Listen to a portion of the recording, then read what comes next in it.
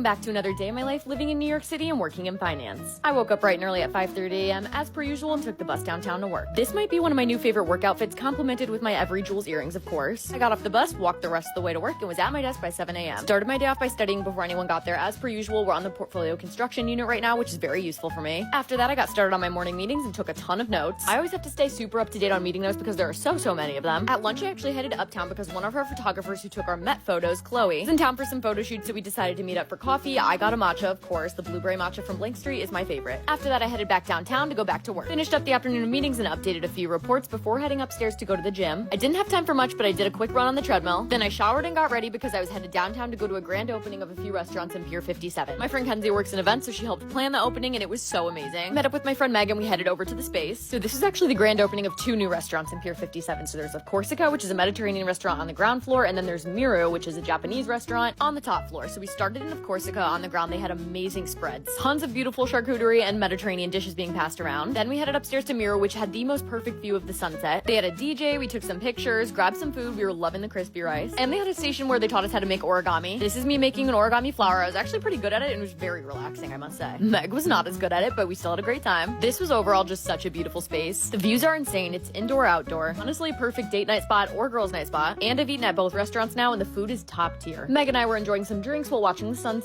before heading up to the actual rooftop. It had this projector on it, which looked so cool. The views were insane as per usual. They had an additional bar up here, which was really cool. And after the event, we both went home, and that is it for today. Bye.